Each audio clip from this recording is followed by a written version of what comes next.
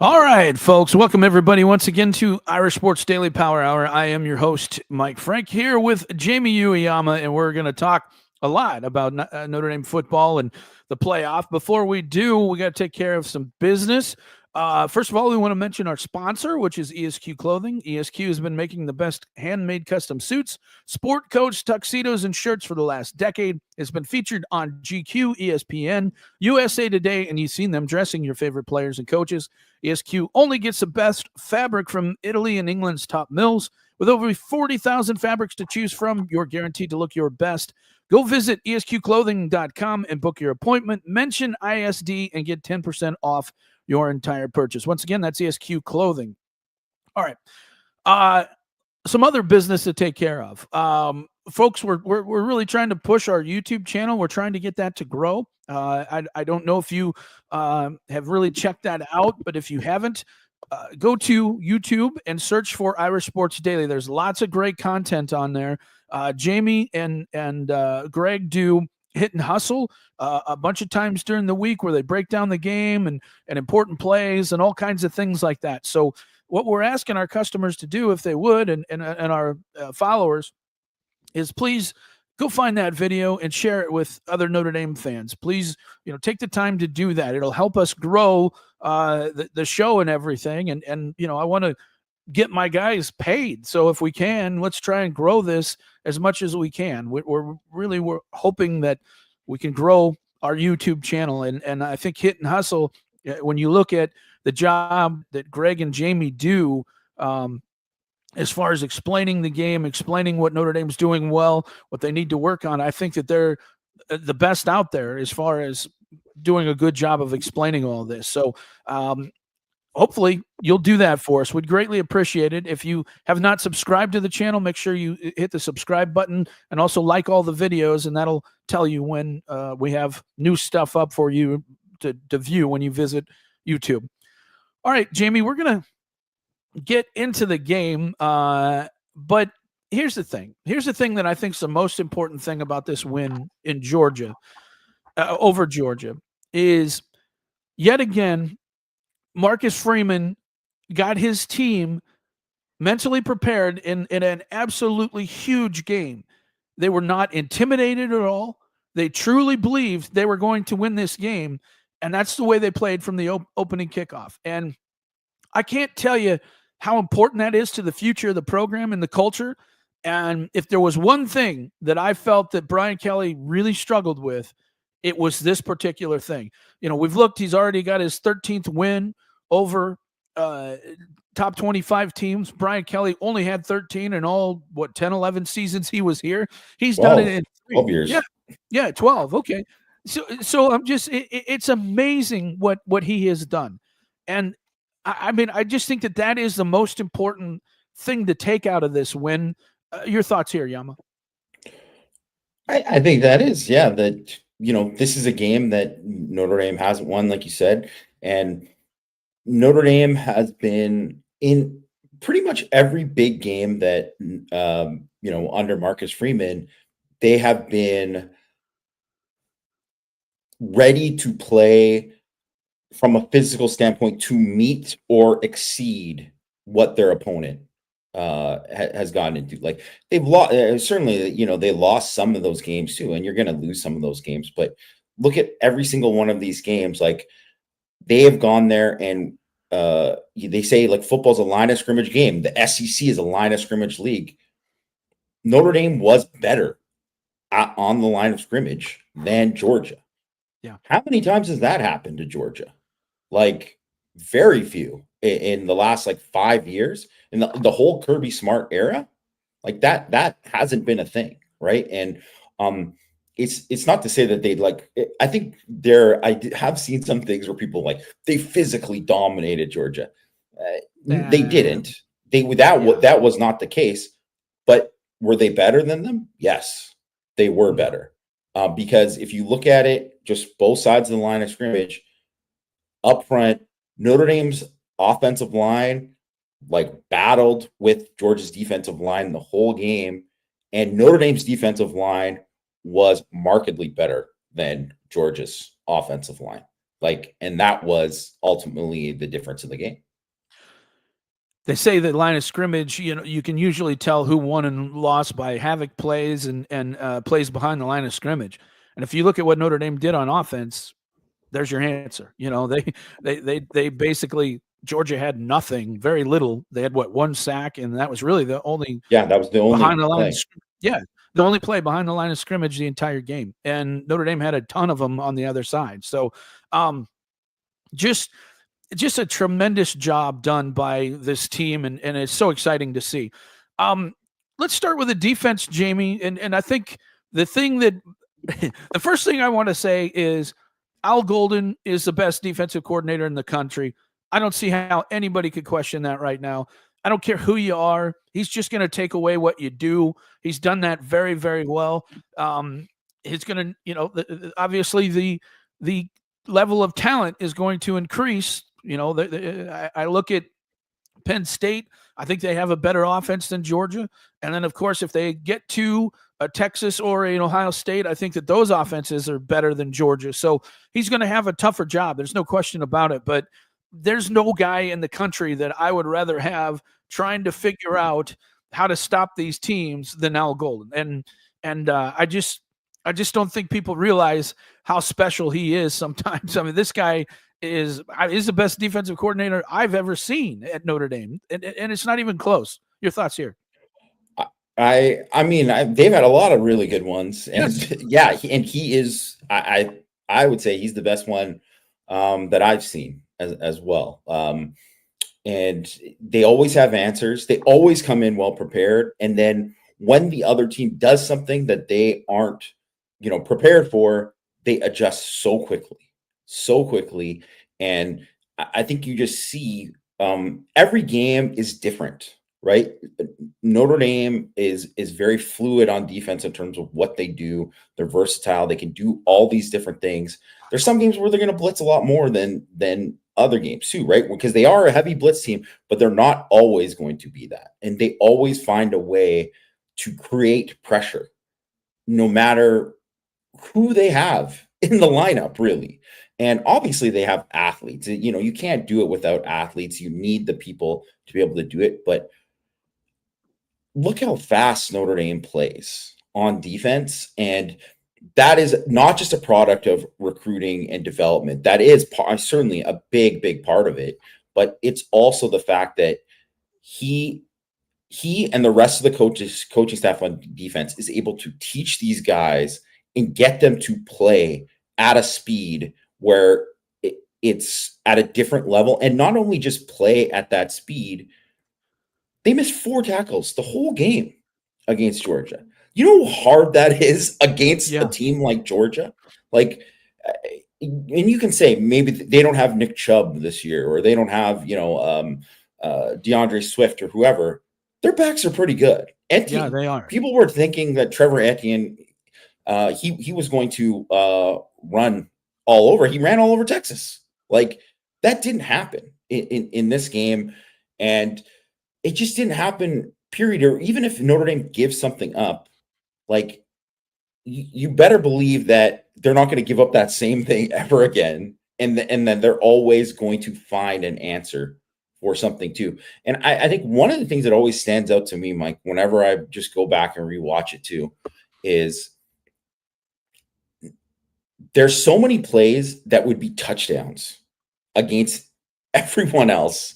But Notre Dame manages, even they give up an explosive, it stays there where they still have another shot to get a stop, right? So even if they give up a red zone possession, they give up a possession deep in their end, they are able to adjust and find a way after, because they make tackles. The secondary does such a good job. Xavier Watson, Adon Schuler too. I was reading something, I can't remember who said it, but there was someone who said that you can learn a lot about the culture of your football team by how well your safeties tackle and your receivers block. And I believe it was Daniel Jeremiah from the NFL Network. And man, do these safeties tackle incredibly well. And And it's really just the secondary in general too. Like, they're just at such a high level, and you would think, oh man, they should be wearing down because of all this, and it just hasn't happened. I'll tell you, and that actually had that written down. Has there ever been a better tandem at safety at Notre Dame? I can't think of two guys. Notre Dame may have had one guy that was special like this, but they've never had two. And I mean, I mentioned on the board, I don't want to sound kind of weird or anything, but man, when you look at Adon Schuler physically, I mean, that dude looks like a linebacker. He is so thick in his lower body. It's incredible. And he can play with such power because of that. And just so excited about Adon Schuler and his potential. It's going to be very difficult to replace X Watts. I don't think anybody realizes how much of just a dynamic football player is. Probably the smartest player I think I've ever seen back there playing that position at Notre Dame. And look, obviously Hamilton's a great player. Don't get me wrong, great player. And I think he's turned it up a notch in the NFL, certainly, and has become an even better player. But I think as a college player, I'll take X Watts because I think he does so much for you and just communicating. He's such a good communicator that it's really impressive to see how well these safeties have played. I'll tell you another guy who needs a lot of credit, and I haven't seen much mentioned about it on the boards, which is surprising, and that is Al Washington. I mean, Yama, when you think about all right, you're down Boubacar, right? You're down Jordan Botello, you're down Riley Mills, you're down, and Jason Onye's not in the game. These are huge people, and Howard Cross gets banged up, and he continues to just plug guys in there, and they continue to play well. I mean, Gabe Rubio was a monster in there, and it was so exciting to watch. And Heinisch, I mean, talk about a dude that just turns it up. And I was real worried about next year. I still am worried because I don't see a lot of depth there. They're going to have to develop it. But after watching Heinisch and Rubio, man, I feel a lot better about next year interior wise. Those guys, those were men. Those are some of the best offensive linemen that you're going to face. Those dudes, those interior guys are good players. I mean, they're NFL dudes for sure. And I mean, they really did a tremendous job. And I think you have to give Al Washington a lot of credit. I'd like to see, maybe a few more better prospects come in at D-line as far as recruiting goes. But boy, if this guy gets a hold of them, they're really, really develop well. And then, of course, we mentioned Junior, we mentioned Burnham, Bryce Young, all the guys that he's had to plug in there. They've just done a tremendous job. And I think he should get a little more credit than people have given him so far. Your thoughts here? I mean, I've been saying this for a while, Mike. You know me. I told you I'm a defensive line guy. And if I didn't think he was a good coach, I would call it out. Maybe not as publicly as other people, but I privately, I would tell you if I didn't think he was legit. Oh, you would, absolutely. Yeah, and right away, I'm going to tell you right now, I was so impressed watching him coach just when he first got there, because there's questions about him as a coach. And was like, well, he coached linebackers there, and what about this, and what, he's a good recruiter, but what kind of coach is he? Man, he's a heck of a fundamental football coach. And I don't think you don't need to take my word for it. Look at the product on the field. Like you said, all of these guys, look at how these guys have developed. And it's not just from year to year, because you obviously see that with guys like Heinisch and Rubio. Like Rubio, I know he was highly rated, but if you saw him his first year, like that very first fall camp that he was there, he had a long way to go. Long way to go. And really, he's taken just these steps all the way and has gone so much better fundamentally. And all of those guys, though, it's not just that they get better from year to year. They get better from week to week. You see these like incremental improvements from these guys. And even a guy like RJ Oben, you can say, obviously he had the huge sack in the game, monster play. Very happy to see that for a guy who's had a really brutal year for the most part. Didn't really kind of live up to expectations. Probably didn't help his draft stock and all that. But if you look at how the guy has played, watch game one or game two or whatever, game three of him playing the run, and then watch him against Georgia play as a 7 tech and like strike and shed and play the run comparatively to how he was at the beginning of the year, Yeah. it is a major difference. It is a major difference. And obviously you see Bryce Young, who had the rough start to the game, obviously, with the, running into the punter, but watch how night and day better that guy is as a football player and how much faster he plays. And oh my gosh, 3 years without Washington, this guy is going to be a menace. He is going to absolutely be a menace. He's already becoming a menace. Like, he's really on his way right now. And if Notre Dame didn't have that development on the defensive line, let's face it, like, their whole season would have went in the tank. The whole season could have gone in the tank, and we've seen it happen before. We've seen it happen before with a lot of teams, Notre Dame teams, where they've lost guys, and it's just like one piece, two piece. That's it. That they don't have it there. But just all these guys, like, they're guys who are like Tuihalamaka, a perfect example. He was third team. And was he probably better than a lot of third team guys for a lot of teams? But still, the way that he has played has far exceeded anyone's expectations of where he can be. And he's just, I still don't think that he is the most physically gifted out of anyone, but he is so relentless, sound, so smart, and just really, really, really good football player. Relentless. That's what he is, and that's what you're looking for and that type of thing. The defense kind of reminds me of, well, of course, the greatest NFL team going right now. And who would that be, Jamie? The Detroit Lions. There you go. That's right, baby. Yeah, right here. Feel the roar. Right. You're darn right. I just got to get those in there now and again. It's been so long, Jamie. It's been so long. You gotta. I've been just waiting for this moment for forever. Anyway, moving on. A guy that I think has to start playing more, Jamie, and it's so exciting to see. Jaylen Sneed has become the player that we've been hoping that he would be. He's become this. And when you ramp up against competition, you need guys like Jaylen Sneed that, how many, that first play. I mean, you take Georgia from 1st and 10 to 2nd and 14, 15. That's a huge, huge difference. And that's what Jaylen Sneed can bring. The other thing is, you're not seeing the busts that he had previously. You know what I mean? The broken plays. You don't see that from him. He's got to play more, Jamie. He's becoming better pass rusher. There's just so many things that he's starting to improve with. And I know that they have a rotation, and I like all the guys that play linebacker, but I think the guys earn more time. I want to see him more this next game, and if they can move on, they're going to definitely need him the next week. So your thoughts here? Yeah, and I think he's a perfect example of someone, too, that kind of through injury and through some of the guys that have been hurt, he got more reps when maybe things weren't going as good for him.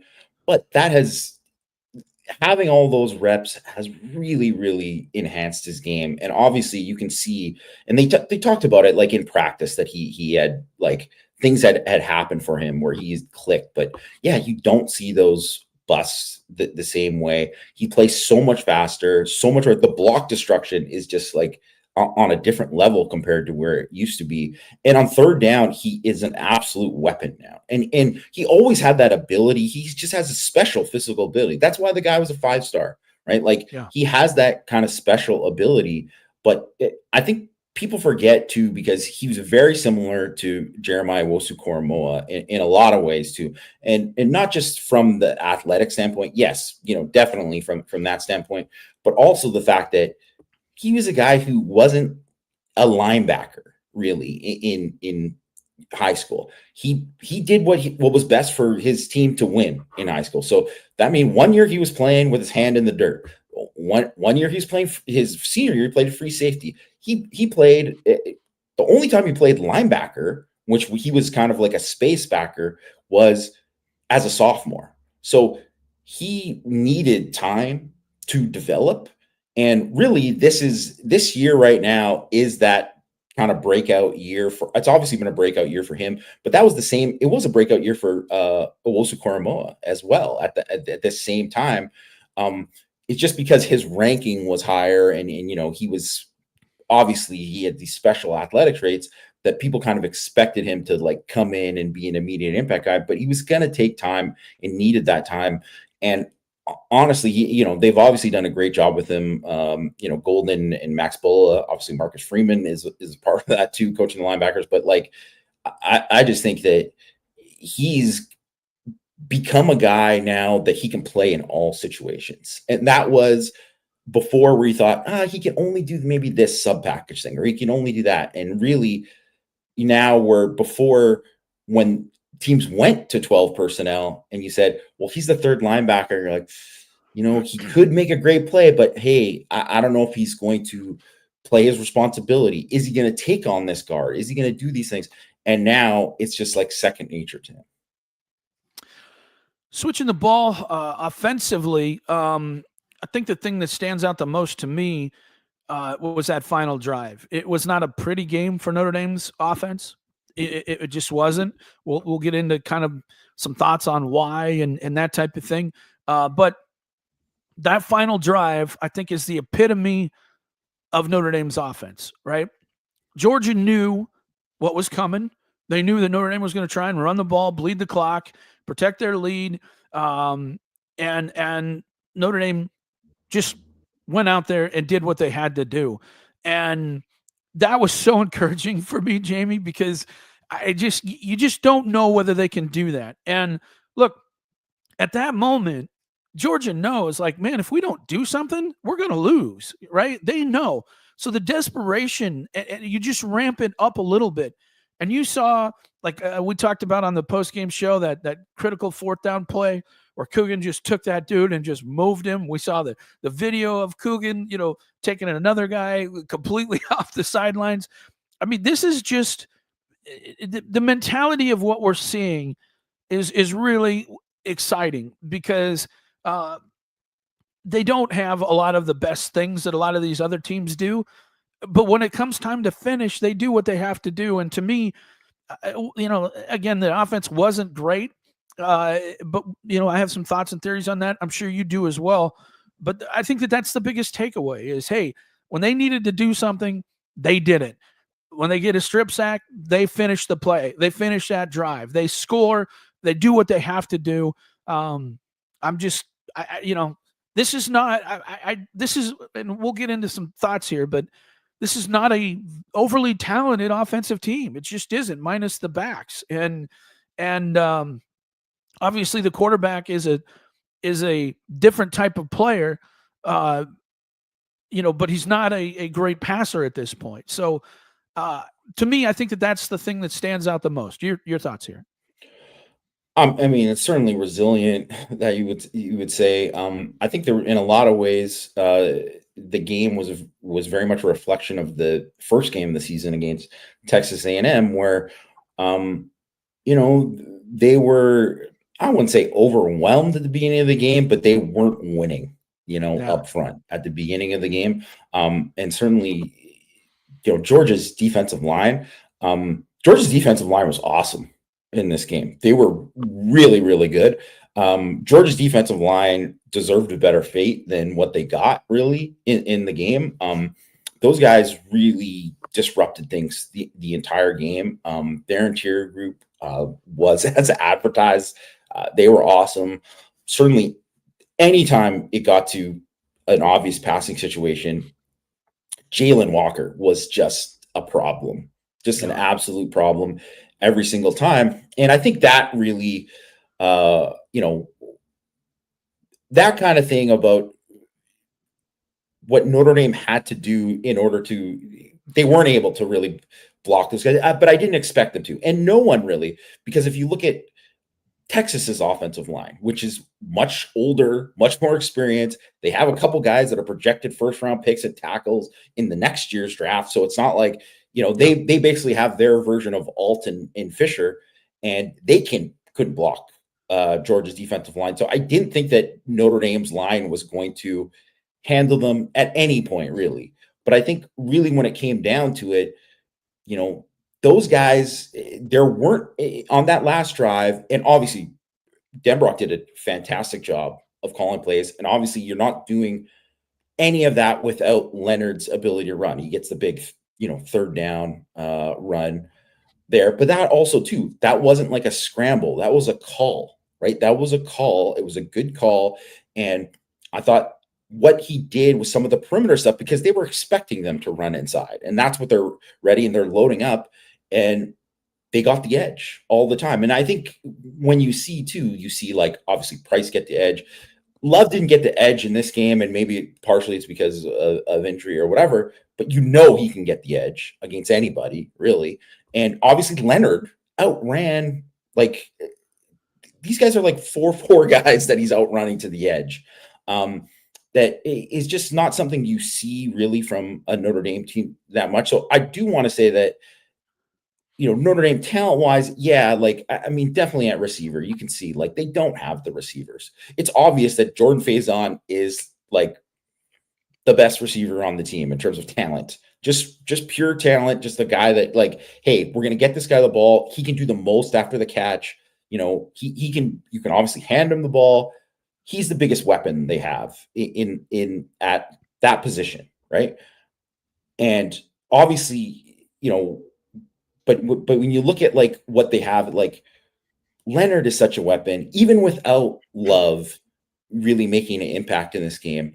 Price ran really, really well in this game. Yeah. And I know his numbers weren't, like, amazing, but man, did he run hard, like, inside hard, not just always bouncing either, too. Like, he trucked KJ Bolden on this one play. And I just thought that Notre Dame's front line battled the whole game, really just, like, did not back down, one iota in that game. And obviously when it mattered, just like in that Texas A&M game, they won up front. It's interesting because, I've saw some criticism of Notre Dame's offense in this game. I saw some criticism of Mike Denbrock and the offense so far this year. And I put a post up on the board about it, kind of giving my thoughts. And I just wanted to share them here because I do think it's important. When you talk about the Texas game, Texas in that game, as you mentioned, they had a more experienced offensive line. They got two great backs. They got a guy that a lot of people thought was going to be a first-round draft pick at quarterback. They've got three dudes at wide receiver. They got a great tight end, and they couldn't score against this defense either. In fact, they had pretty much the same amount of yards against Georgia that Notre Dame has, but there's a difference between playing ahead and playing behind, and what you call is a play caller. If you're behind, you're aggressive because you have to be. So you're going to take more shots. You're going to do more things because you have to get the offense moving. When you're calling from ahead, you got to be conservative. You can't, just throw the ball all over the place. And so I think that had a lot to do with what happened here with the offense in this game. Is Notre Dame got a lead and don't do something stupid. Your defense is playing great. Don't do something stupid. And so I think that's really the mentality of what we saw in the second half. And then again, if you look at the situation in the first half, that Notre Dame's offensive line just was not handling Georgia's defensive line that well. They just weren't. And, we talked about outside runs on the post-game show. I agree with you in that outside runs are things that you're going to get a lot of negative plays if things don't block up well. And, just like Georgia's first play outside, you get a guy like Jaylen Sneed, and next thing you know, it's 2nd and 15. Well, we know what 2nd and 15 is against a team like Georgia. And that's what Georgia found themselves in, and that's why they couldn't move the ball. So you have to be smart about how you're calling plays as an offensive coordinator based on the game situation. And so I think, again, Mike Denbrock was trying to protect the situation. He knew they had a great defense playing out of their mind. There was really no reason to do anything crazy. You just wanted to try and extend some drives, get some points if you can, but just make sure you keep flipping the field to give the defense a chance to shut them down. So I think that's part of it. With the Denbrock criticisms as far as this year, Jamie will tell you, I'm in chat with those guys. I'll be critical that 2nd and 4 call, like I talked about. You're moving the ball And 2nd and 4, I don't know why you don't run the ball there. You take a shot, and then next thing you know, you don't really get anything. So these are things that every offensive coordinator you're going to question. There were a number of times, Ben Johnson last night, where I'm like, what the hell is this guy doing? And he's known as one of the greatest offensive coordinators in college or in NFL football. So my point being, I don't think people realize the situation. And if you go back to Al Golden's first year, Jamie, Notre Dame's defense wasn't great. They were good, but they weren't great. And it's because it takes time for everybody to understand the concepts of what you're teaching. And you got a brand new offensive coordinator.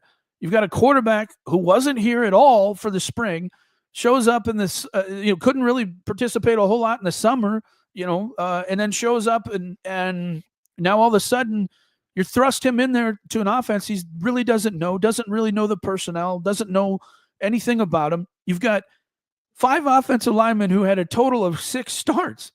6. There's no team in the top 12 that had that situation. Not one. If you look at wide receiver and you look at all the top 15 teams, they all have at least one guy that's pretty damn good. Notre Dame, doesn't. I mean, Jordan Faison has 3 touchdowns on the whole year, right? So, I mean, find another team like that has had success. They're just not. And then, you got a tight end, who you were counting on, thought would have a better season, took a while to get going with injury, but he only has 3 touchdowns on the year.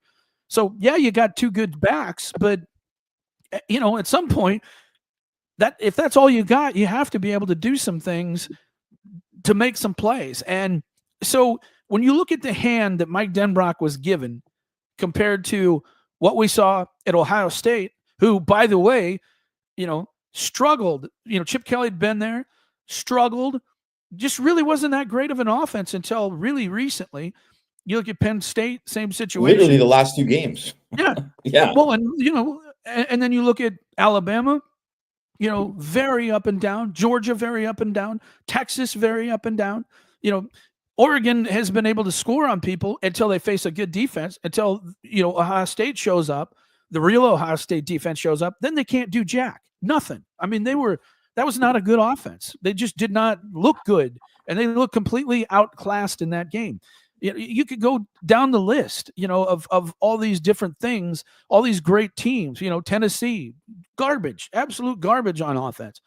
And all these guys had better, situations than Mike Denbrock and Notre Dame did. None of these guys had 5 starters with 6 starts coming in. Nobody did. Nobody had this wide receiver core.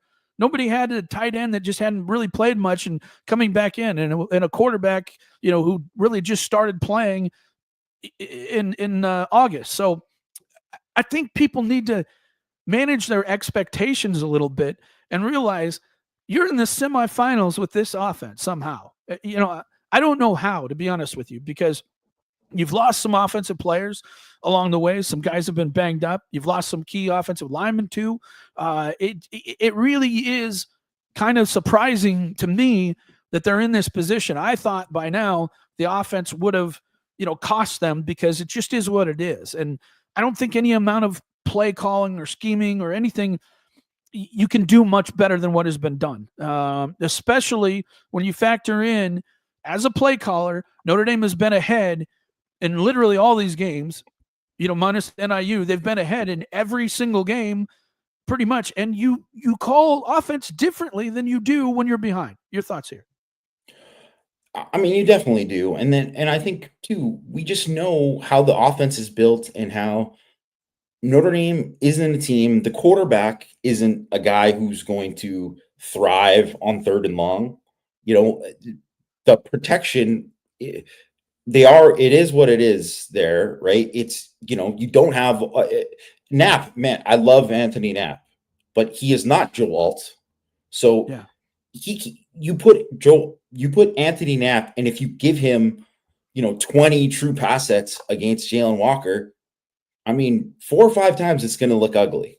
It's going to look ugly, and maybe that ends up in like a strip sack or something like that. Like that could lose you the game, right? So it's different. You have to call the game differently based on your personnel. I mean, it is not ideal at all to go into Notre Dame's had 2 playoff games. They have 1 explosive play down the field, the phase-on play. That isn't like a recipe to win a lot of these games. But I'm also going to tell you right now that the 4 teams that are left in the playoff, the top 4 defenses in FEI, they're really, really good defenses. Like, I don't think that you're going to see all of a sudden, like, well, this is the game where Notre Dame goes off throwing the football. That's just not who they are. No. Can they find matchups? I think they can find more matchups in this game, Penn State, and I'll have my scouting report's going to be out later this afternoon, but they definitely have Penn State's defense is good. They're very, very good, especially up front. The pass rush is awesome. So that obviously impacts how, like, hey, you're not going to sit back and throw it deep, want straight dropbacks too often. But they have some other weaknesses that I think that can be exploited. And I don't think, like, across the board, they aren't as good as Georgia. I know their ranking is better, but talent-wise, especially in the secondary, they're not as good as Georgia. Yeah. Well, that's what I was going to switch to. We're going to switch to Penn State right now. And when I look at Penn State and I see their defense, I do think it's very good. And I think you're right. In the pass rush is real solid. There's no doubt about it. But they really haven't played a lot of great offenses. Ohio State was not a great offense when they played them. They just weren't. Yeah, much different than they are now. They are much different now. USC hung 30 on them, and that was before Mayava, started playing. And Oregon hung 45 on them just a few weeks ago. And we saw what Oregon looked like against Ohio State. So, I don't think you can, one game is one thing, 2 games, whatever. But they just haven't played a lot of great offenses. And guess what? Neither is Notre Dame. They're not a great offense. So, I'm not saying that Notre Dame is going to, hang 45 on Penn State. That's just not going to happen. We're not going to see that happen. But I do think that there's some plays to be got here. So when you look at their defense, I mean, where do you think Notre Dame matches up well against this Penn State defense? Where do you think they can have success? And then also, where are you concerned about, Notre Dame holding up against this defense? I mean, certainly the pass rush, I think, is going to be the thing where I do think it's going to be a little similar to this last couple weeks where you saw, like, Indiana, which had a really good pass rush as well, and Georgia. Those were things where Leonard's going to get pressured a ton. Like, he was basically like 45% of the time the last 2 games. That's probably going to happen again in this game, right? Like, especially if Abdul Carter plays. I do think if Abdul Carter doesn't play, they still have a good pass rush. Don't get me wrong. Like, Dennis Sutton is a stud. He's a very, very good player. Vanover, he is a really, really good pass rusher. He's not a good every down guy, but he is a very, very good pass rusher. So they are deep there. They are deep at pass rusher. Their linebackers are good pass rushers. Like, they've got they'll present problems with that. But obviously, if Carter's there, he's just a whole different animal. He's a projected top 5 pick for a reason. But the thing is, if he's playing, he's not going to be healthy. Like, he's not going to be healthy all the way, and they should run at him all the time. Like, well, not all the time, but a lot of the time, they should run at him and test that guy as much as possible. Because if I believe he separated his shoulder. I'm pretty positive he did. And so if he's playing in this week, he's getting shot up, or he's playing through a ton of pain. And he also, if you just separated your shoulder last week, because I'm speaking as someone who just separated their shoulder very recently, you can easily re-injure it. So, you're not trying to hurt a guy, but you got to test a guy like that when he's there. So I think that is something that if he's there, you got to Like, I mean, I would run counter at him a ton. I would do all that kind of stuff. I would make sure every single time Anthony Knapp finished your block on him, like through the whistle, it's on a pile, lean on him extra, do all that kind of stuff. Nothing dirty, but just, within the game, like give that guy a hard time, all of it. But really, I'm going to tell you, Mike, I think Notre Dame can run the ball on them. And well, you look at Southern Cal ran for 190, right? Oregon ran for 183. Ohio State 176, and that was when Ohio State their offensive line just wasn't very good, and they kind of came into their own. I do think Notre Dame has a chance to run on them. I really do. So, anyway, sorry to interrupt. No. I think, Ohio State ran on them. USC really ran it on them. So that was a thing too. And a ton of yards after contact in these games, like 110 yards from the backs after contact from Oregon, 84 yards after contact from Ohio State. USC ran for 193 in the game. Obviously they broke a couple too, but they really, had a chance. I don't listen to Cover 3 NVR, so I have no idea what you're talking about, but I'm just telling you, they are not their linebacker. They are not a good tackling team, which is weird, which I think is actually, that's a reflection of coaching, because athletically, they should be a great tackling team, but they're not a good tackling team for whatever reason. Their safeties don't tackle well. Their linebackers, other than Kalen King, who's, oh my God, he's a monster, but their linebackers are not great tacklers. Like, extremely, like some of the worst percentage of missed tackles in the Power Four, right? Like that is definitely a thing, right? That, that is something that you want these guys. Hey, if you know that they're one of the worst tackling teams, they're 111th in tackling grade by PFF's tackling grades. They have several guys that have missed a ton of tackles in games. And even though they played good run defense on Ashton Jonty, they didn't really, like, if you look at it, it was more of like they just smoke them up front. Yeah. And Boise can't compete with them up front. Neither can SMU, really. So that'll be an interesting thing, because they've obviously had the easiest path. They basically played two group of 5 teams, really, because SMU, even though they are, a different, they were one of the best teams of the ACC this year. They're 1 year removed from being in the AAC, and they don't have a roster. It's not a Big Ten roster, like a top of the Big Ten roster. It's not a top of the SEC roster. It's a different level of physicality that you're going to have to play against. And I do think they're pretty good up front, but their defensive tackles are not nearly the same as Georgia's, not even close. They don't have those guys that are of that level. And while their defensive ends are really, really good pass rushers, they're not, they're not the same level of run defenders. And you don't even have to be an expert. You can just watch the games and see some of the holes that open up against these guys, and then see how many tackles they miss. So Notre Dame, obviously, assume that Love is going to be at least the guy that he was against Indiana. Well, then you have two of the best backs who are at gaining yards after contact.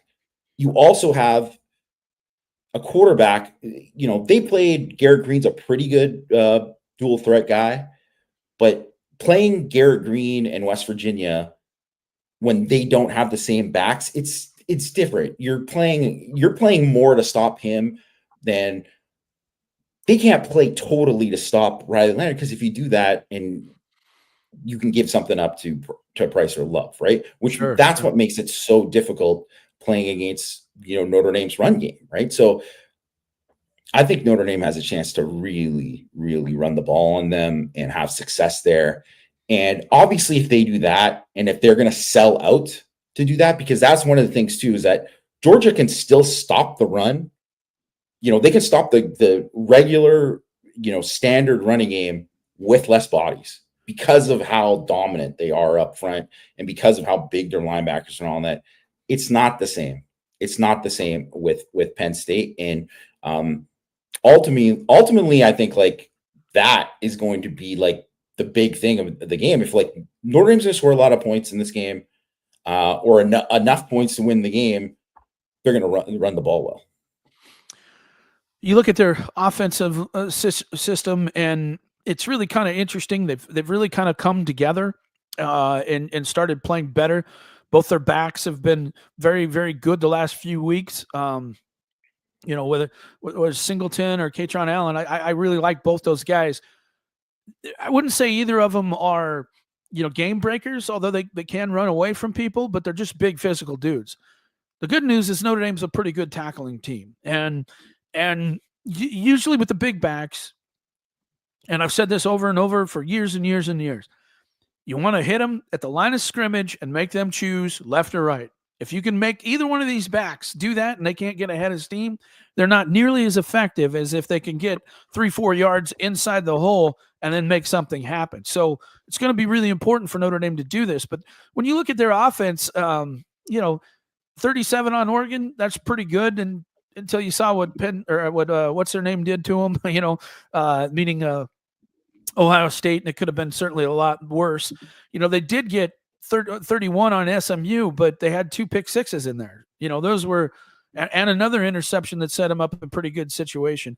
Boise, it was 31 points, but Boise had their chances. They, in the second half, they had a 13-play drive that ended in an interception. They had a 12-play drive that ended with a missed field goal. They had another interception and then another interception after 11-play drive. That's all in the fourth quarter, and the game was 24-14 at that point. So Boise had their opportunities. They just didn't convert, and you got to give Penn State credit. Turnovers are part of the game, and that's why they won the game. But my point being, I don't think that they dominated Boise as much as people think that they did. And SMU just gave the game away. There's no question about that. They just flat played awful. So, I mean, how much can we read into this? Because I don't think either of those teams really had a great defense. And I don't think Oregon has a great defense either. And I think that's been proven recently. Yeah, I mean, they played one top 10 defense this year, and it's Ohio State. And obviously, they scored 6. The offense scored 6 points because they got a pick 6, right, in that game too, right? Which shows you that's kind of what their defense can obviously do. That they can, similar to Notre Dame's, right? Coach Hump had a question there. A lot of these questions, guys, ask more in Hidden Hustle, and I'll try to get to as much as possible. But he asked a question about what they do in terms of stopping the run. Like, they stuff a lot of plays, but they give up a lot too, right? So it's like, I think they have maybe the 3rd highest stuff rate out of any defense, but they also will give up more because of stuff they do after contact. So if and Notre Dame also one of the best at not getting stuffed, right? That's one of the things too. So, but in terms of, Penn State's offense, it is all going to be about stopping the run, because that's how they won the games against Boise State and SMU. And really the last 3 games, their running game has just been at a different level, right? Like, they've obviously ran the ball really, really well. Allen has been awesome. Like, he has been just a beast. Singleton is big, but he doesn't really run big. I wouldn't say. He's not the same. He's just a home run hitter. If you give that guy a seam, he's gone. He's just a freak athlete, strong guy, but he's definitely not a guy who's I watch him, and I don't know if you feel the same, Mike, but I know that you, at the time when he was a recruit, you and I were on the same kind of wavelength where we thought he's a really, really good athlete, maybe not the most natural running back. Yes, yes. Yeah. So I think Allen is the better back. Yeah. But he's not the home run hitter. He doesn't have that same kind of hey, give me a crease and I'm gone. But Singleton has that, right? And so it's a little bit more, it's a little bit of a price kind of Price, love dynamic. Certainly they're both really, really good players, but they ran against defenses that aren't as good, playing the run as, Notre Dame's is. So that's something to worry about. But it's like, if Notre Dame tackles well, if they play the run well, if they play as well as they did up front, as they did against Georgia, I mean, I don't think that they're going to run not even close to what they did against these other teams, because their offensive line isn't as good as Georgia's, in my opinion. I don't even think it's close, really. I think both their tackles, I mean, they're not great. They're not great. I don't think either of those guys are great. The one guard, Ioane, he's a stud. He's a beast. But I don't think, their center is not good. Nick Dawkins, he's not good. Son of Daryl Dawkins, by the way, just randomly. I didn't know that. Thunder. Really interesting. Yeah. I really don't think Wormley. I think it's just like okay at guard. They're not the same. They're not as good as Georgia's interior three. And Georgia's interior three had their hands full with Notre Dame's interior and what they were doing in terms of pressure stuff too. They gave up a ton of pressure against Boise State with their blitz stuff.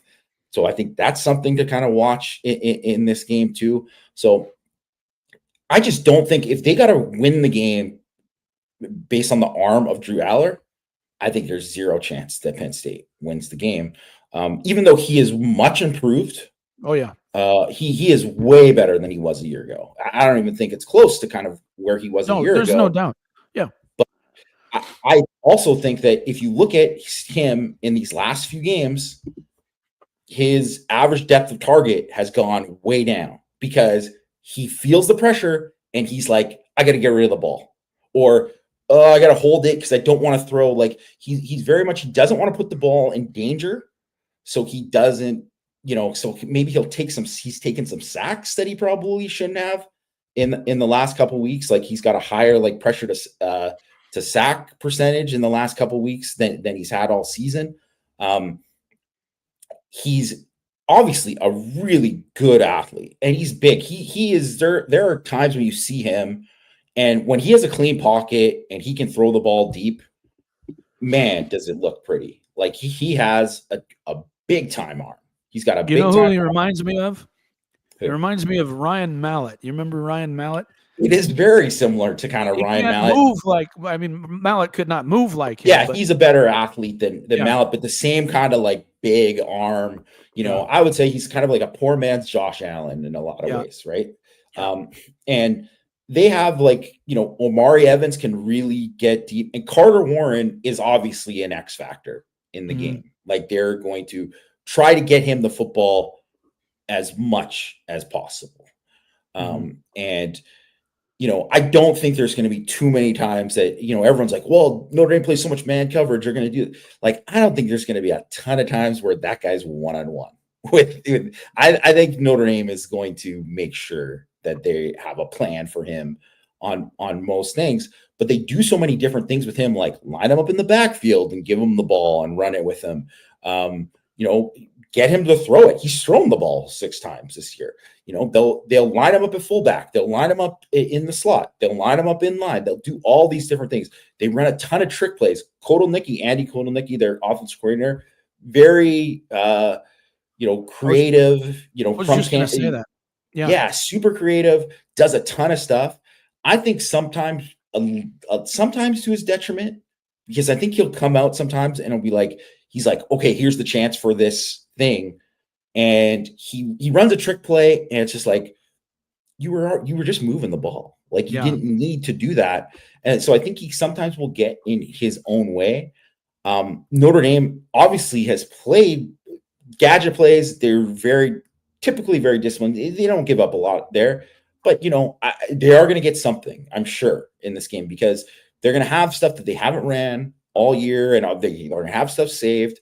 I'm sure of it. So that is going to be something to watch. But Aller is just not someone that when you play against the best defenses, he just hasn't been that great. So the last 3 games, which was obviously Oregon, SMU, and Boise State, which SMU, top 20 defense, Boise State, whatever. I mean, they don't have a great defense. Certainly, I mean, they don't have a good secondary, that's for sure. 55.35% completion, 6.1 yards per attempt. Those are numbers. They won the ball because they won the game because they ran the ball, basically. And against Ohio State, 33.5 QBR. Against SMU, 56.3. Against Boise State, 45.0, right? Against the top teams that they've played in the last 2 years, he's 0 for 5, against Ohio State twice, Michigan, Ole Miss, and Oregon, completed under 50% of his passes in those games. There is something there, obviously. And sure. And I think too that the line, it's not a good line in pass pro. That's not a thing. So I definitely think like Notre Dame will get pressure on him. And obviously any quarterback is different when he gets pressured. And I do think he has the ability. He flashes at times when he is able to escape and do some stuff. He can really hurt you. He can really hurt you with some things too. But if Notre Dame is able to get him on the ground and pressure him as much as possible, that's what we're going to see. He doesn't usually put the ball in danger that much, but they might get some of those chances. They might, get him on the ground. If they make it a similar game where he's better. Is he better than Gunnar Stockton? Yes. But if they make it a similar type of game to the way they had it at, Georgia, where they're like, hey, this guy's got to throw to win the game, I really like Notre Dame's chances. I do too. And I think with him, I'm not sure that I just don't think he handles pressure well. He's not somebody who handles pressure well and makes good decisions when pressure is applied. The big key here is Notre Dame's got to slow down their running game. If they can slow down their running game, put them in 3rd and long situations, I really like Notre Dame's chances to win this game. I think Notre Dame will do enough offensively to win the game. I just think Notre Dame's defense going to have to, hold them to, 140 rushing. If that's a win, I think, if you can hold them to 140 rushing and create some havoc plays, some negative plays. I think that's a good situation.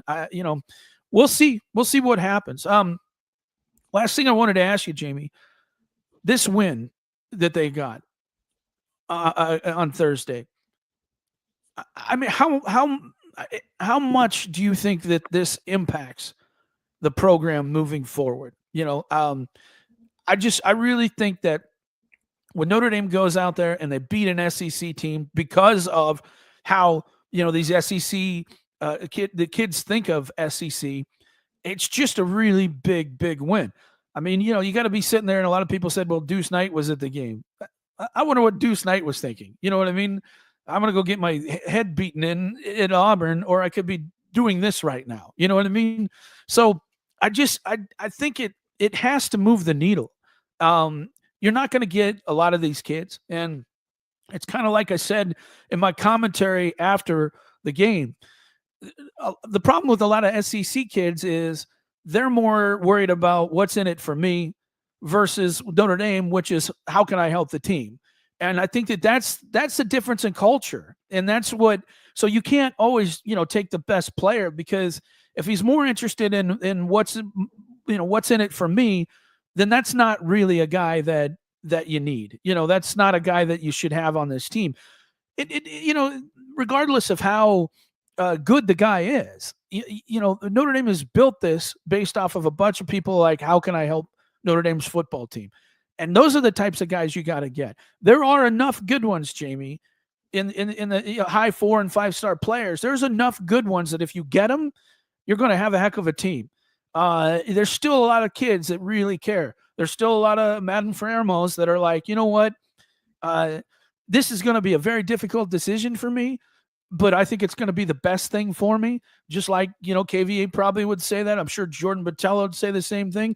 Junior Tui Halamaka, I'm sure he's saying the same thing right now. So I think that this could be, especially if Notre Dame follows it up with a win against Penn State, which I think is very important. I think it is important to go out and win this game. And then we'll see what happens in the next game if they can win this game. But I think it's that next step to getting over the top. And the fact that Notre Dame goes in these games and they look competent every time they play in these big games. They look like they may not win every one of them, but they look like they belong. And that, I think, is a big thing. So you could have the final thoughts here, and then we'll close down the show. I think it's just so massive because when you're recruiting against the SEC, specifically, when you're talking about recruiting against the SEC, you're really talking about recruiting against Georgia right now because they are the standard, right? And Marcus Freeman said it after the game too, right? Like that's where they're at in college football. You run the SEC, and which they have, and you win national championships, and that's you're going to be the gold standard where people are going to choose them thinking like, I'm going to the league. This is why I'm choosing them. This is like the best place where I'm going to go and do that. And it's frankly impossible to recruit against a team like that, a program like that, when you're recruiting a kid who's like a high level kid in Georgia or just anywhere in the South that is interested in them, when Notre Dame really, if their first interest is football, it was really kind of impossible to win over them and say like, hey, we got this too. Those kids were only choosing Notre Dame if they really cared about, like, I really want the degree, or I really want the networking after, or I really want this, because that's why, like, they have to say, hey, choose hard because it's going to be harder here and it's going to do this. If they're not interested in that, they're not even going to give it a look. But there's also, because they won't even give Notre Dame a look because they think, it's not SEC football. They can't do this.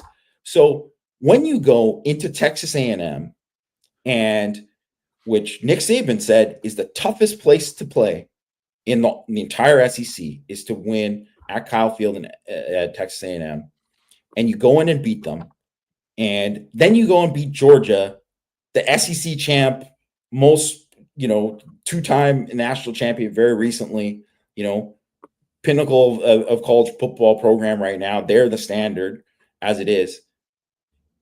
Well, that changes the way you can recruit against those. And it's not to say that all of a sudden, well, I mean, they won this game, well, this person's going to choose, Notre Dame over Georgia now. It's not saying that. But you couldn't even get those kids on campus before. You couldn't even get them to give you a serious look. Or if they came to campus, it was because their parents were like, just come check it out. Come on, it's Notre Dame. Oh, okay, whatever. Like, they come and check it out. It's a totally different thing. Where now, all of a sudden, Notre Dame's like, hey, come up on campus. Like a Jaylen Wiggins, perfect example. Obviously stuck with Florida. But they might have got into the game way earlier with Jaylen Wiggins if they had this result leading up to it. Sure. So that's what I want to see is in these coming months, if they're starting to get guys that you're like, man, I didn't even think Notre Dame was even in it with this guy. Because frankly, there's a lot of guys like that I think Notre Dame has offered that you're just like, they haven't really shown much interest at this point, or who knows, or they haven't been on campus yet or whatever. And they might say they're interested, but let's wait and see. But when you do that, it's just a far better chance of actually getting that. And then they find out, obviously, that, hey, Notre Dame pays this much, just like as much as this guy's and whatever, and all that kind of stuff. And then, but you can't even get into the conversation with that if you're not winning these types of games. So it's huge, just absolutely massive for the program to do that. And obviously you want to keep it rolling and get another huge win here, because I just, man, what a gauntlet this thing is to get into the playoff. And, Notre Dame beat 2 top 10 teams to get into it. Luck of the draw for Penn State. They played 2 not top 10 teams to get in it. But you know what? Now it's that may hurt him in this game. That may. I think it actually might. I think it actually might. Notre Dame knows what the intensity needs to be because they just played it. You know what I mean? And they played it against Indiana. I love the fact that Indiana was a physically difficult offense or defense. Because for Notre Dame to be better in these things, they got to play the best defensive line. Because if they play those guys, then they gain confidence. Pat Coogan right now. I mean, look, dude, we were talking not even 2 months ago, it'd be like, oh, well, Coogan probably had the worst game out of everybody and was struggling. And now he's one of the better guys that's out there. And then you get Rocco fired up next to him, and those dudes can move some people. They can move some people when they're fired up. Billy Strauss starting to come on and, become the guard, the physical guard that you're looking for. So, going against those guys, having that kind of success, knowing, hey, this is the best guy I'm going to go against, and I had that success, that means I can go against the next guy and the next guy. That makes a huge, huge difference. And I think the big thing that you mentioned, and this is kind of what I thought, is that it's going to get people to at least take a look at Notre Dame now, right? There's a lot of guys who are probably like, I'm not sure I'm even interested in Notre Dame. But now Notre Dame's doing this, they're going to say, you know what, maybe I ought to take a look at this. I might not like it, but hey, maybe it's something that's cool. I like what's going on there. It's like right now is, not to go bring it back to the Lions, but there's not, every player in the NFL wants to play in the culture that the Lions have right now. I think it's a perfect analogy, actually, Mike. I think it really is. And they really want to play for a guy like Dan Campbell. And who wouldn't? It's fun. And I think Marcus Freeman is bringing that too. And that's what's exciting. So, all right, that's going to be it, folks. Wanted to mention once again, if you're not a member of Irish Sports Daily, sign up. You can go to the front page of irishsportsdaily.com, click on the premium section, sign up. Also, very important, hit and hustle this week. Make sure if you watch the show, please take the show. It's easy to just grab the link. Very easy to grab it. Send it to email. Put it up on Facebook. Put it up. Send it out on social media. We just would greatly, greatly appreciate it if our listeners and our followers would do that for us. It'll help us grow this. So I really hope that people take the time to take Power Hour, take Hit and Hustle on our YouTube channel and just try and get it out there for us. It would really help us in that regard, help us grow it, and I'm excited about it. Greg, you wanted to add something before we roll? Yeah, I just wanted to say we're going to have Landon Tangwell on, former Penn State offensive lineman. He's been doing a lot of great stuff on Twitter with film breakdowns, X&O stuff, the type of stuff that Jamie and I are finding ourselves talking about on the regular. He's going to be on the show tomorrow, so we're going to be on at 9 o'clock Pacific, noon Eastern time with him. So we're going to be talking about him, and then on Wednesday we're going to have another Hit and Hustle show. I might do another Thursday show, just like a pregame. It's kind of an to the game that's coming on later in the night. And then we're going to have our post-game show on Thursday, and then we'll have a day after show on Friday as well. So we're going to have live shows every day this week. So that's what's coming up on our YouTube channel. That's why you want to hit subscribe, hit the like and all those things. Hit the notification bell soon whenever we're putting something out. So a lot of content coming on the channel on this week. Looking forward to watching it, folks. And then once again, if you would, please take the time to share it. It really does help us out a lot. So please take the time to do that. Looking forward to the content, guys. And hopefully we're back again next week talking the same thing. I think there's a chance. I really do. And we'll see what happens. So thanks for watching and listening to Power Hour. Go Irish.